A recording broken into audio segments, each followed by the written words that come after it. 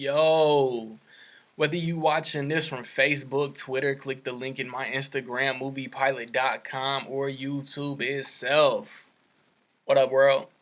So I just saw Power Rangers. It is a reboot of the global phenomenon Mighty Morphin Power Rangers, the TV show from the 90s.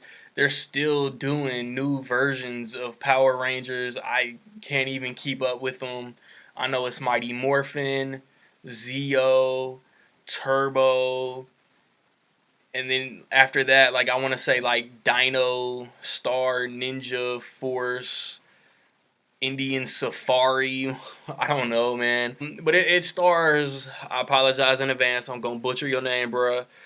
Dacre Montgomery, Naomi Scott, RJ Kyler, Becky G, and Luddy Lynn, as well as Bryan Cranston, Bill Hader, and Elizabeth Banks.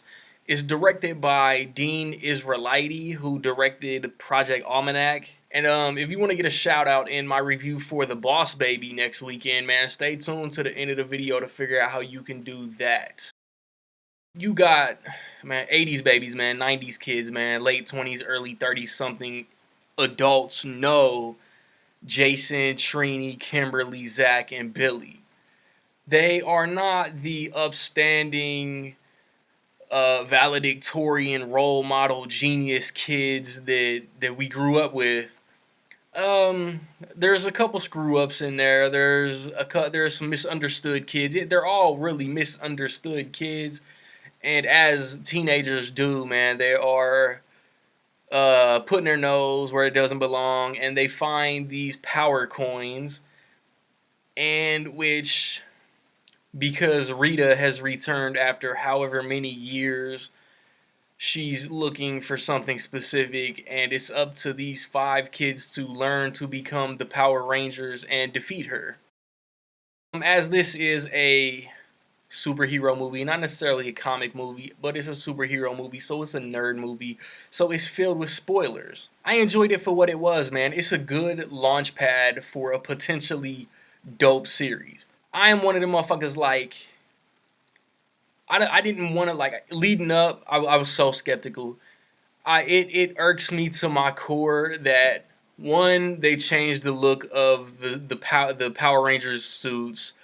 Alpha looks different, Zordon looks different, Rita looks different, the Putties look different, the Zords look different, Goldar looks different, everything, man. Like, that's why it's so basically, as soon as the movie started, I had to let go of every attachment that I had to the 90s TV show and even the Mighty Morphin Power Rangers movie, because none of that, aside from character names really and their colors, like this, like Billy is the Blue Ranger, Zach is the Black Ranger, Jason, Trini, they are their same colors, and they're still fighting Rita and Goldar, but other than that, there's nothing the same. And once the movie started, man, I was fine with it. And a huge complaint is going to be, it took them so long to actually be Power Rangers. Bruh, like, let's calculate the amount of time it took Bruce Wayne in Batman Begins to be Batman. This is a team building movie. This is the movie where they learned how to be a team and they learned their skills, because Jason, Zach, maybe Trini, they all knew how to fight in like the very first episode. Billy was shaky on the fighting, but he knew technology. He added to the team. Kimberly, as a gymnast, added to the team. Jason was the leader. In this one, none of them really know how to fight. So there's a training montage. They keep trying to be Power Rangers, but it doesn't work yet. Bryan Cranston, who voices Zordon, is a dick. Zordon in the movies, Zordon in the TV show was there encouraging, just, he gave them the mission and they carried it out. Alpha was his little side homie and was hands-on as far as helping them execute whatever they needed. Bill Hader is perfect casting as Alpha. As soon as he was announced, I fell in love with the choice. I have loved Elizabeth Banks ever since the first Spider-Man movie.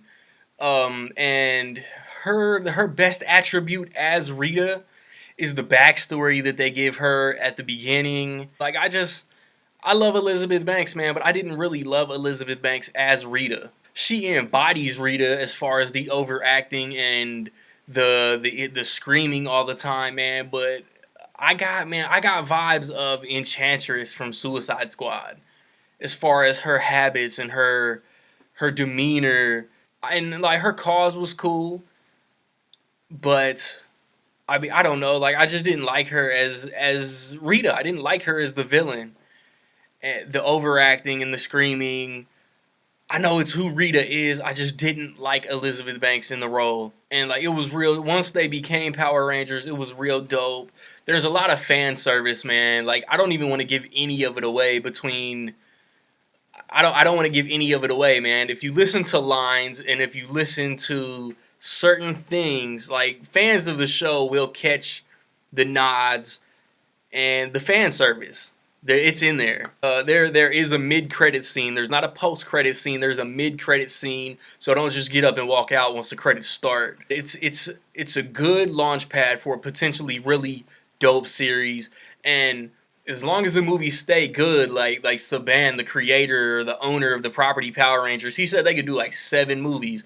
I would love to see this go 7 movies because I think studios are scared to do a comic superhero series of movies anything past a trilogy.